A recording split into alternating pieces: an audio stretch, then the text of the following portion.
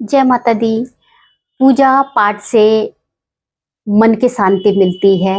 मन बहुत शांत होता है अगर आपने बहुत अच्छे से साधना कर ली। किसी भी देवी देवता की आप साधना कर लीजिए और अपने मन को विश्वास से उस भगवान के प्रति आग अगर लगा देते हैं तो मैं आपको कहती हूँ कि किसी भी बात का, किसी भी चीज़ का आपको कभी भी दुख नहीं होगा और आप हमेशा ही खुश रहेंगे। इसके साथ में दुख बीमारी तो ये मनुष्य का जीवन है, दुख बीमारी सबके साथ में होती है, कभी अच्छा कभी बुरा, कभी सुख कभी दुख सबके साथ में होता है। लेकिन हाँ, जब हम अपनी पूजा पाठ अपनी साधना में होते हैं तो हमें किसी भी चीज़ का प्रभाव नहीं पड़ता है।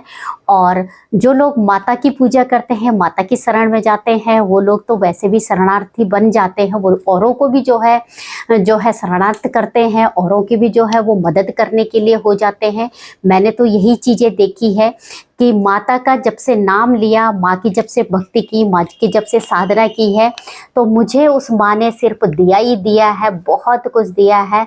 और मैं चाहती हूँ कि आप लोगों को भी जो है माँ की पूजा करें या किसी भी देवी देवता की आप पूजा करें, लेकिन मन से करें। अगर आप लोग देखो भगवान की पूजा करते, किसी देव की पूजा करते हैं तो कष्ट तो आएंगे लेकिन आपको पता भी नहीं चलेगा। कहते हैं कि नाथ जो होता है, नाथों के नाथ जो है वो जो है खुद जो है इष्ट देवी देवता होते हैं और वही व्यक्ति हमेशा अनाथ होता है जो भगवान का नाम नहीं लेता है। लेकिन जो भगवान का नाम लेता है, जो पूजा पाठ करता रहता है, हमेशा ही वो कभी अनाथ नहीं हो सकता है। तो आप जो है हमेशा ही पूजा पाठ में अपने आप अपना जीवन को थोड़ी बहुत जो है वो साधना की तरफ जरूर लगाना चाहिए। हर व्यक्ति को अपना जो है कोई ना कोई एक चीज़ अपने जो है हमेशा उनको जो है अपने लिए हमेशा करना चाहिए। चाहे वो कोई साधना हो, चाहे उनका कोई योग हो, योगा कोई करते हो या साधना करते हो, लेकिन उनको कुछ ना कुछ अपने जीवन के लिए हमेशा ही करना चाहिए, क्योंकि यहाँ से हमें जो है एक अच्छी ऊर्जा मिलती है।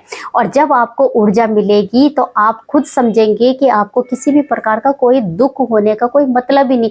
आपको किसी के ना आने की खुशी है, ना किसी के जाने की खुशी है, ना आपको धन की खुशी है, ना आपको धन जाने की खुशी है। तो आप खुद आप देखें इन चीज़ों को। लेकिन जब तक व्यक्ति जो है किसी भी तरह से किसी पूजा पाठ में नहीं जाता, किसी साधना में नहीं जाता है, तो वो हमेशा फंसा हुआ रहता है और इन्हीं चीज़ों में लेकर के।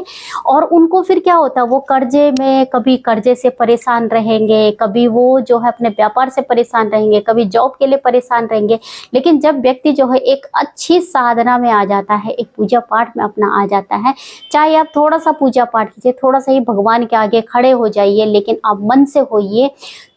मन के लिए, भगवान के लिए तो एक सेकंड भी काफ़ी है। आप एक सेकंड में भी आंखें बंद करके अगर भगवान का नाम ले लेते हैं, दिल से लेते हैं, हृदय से लेते हैं, तो आपको हमेशा वो चीज़ जरूर मिलती है।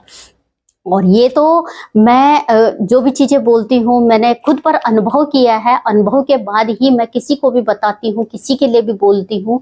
और मेरी हर वीडियो में यही होगा कि हाँ, भगवान जो है हमें दिखाई नहीं देते, लेकिन वो हमारे हृदय में है। और जब हमारे हृदय में है तो हम अपने आप से बहुत प्यार करना शुरू कर देते हैं।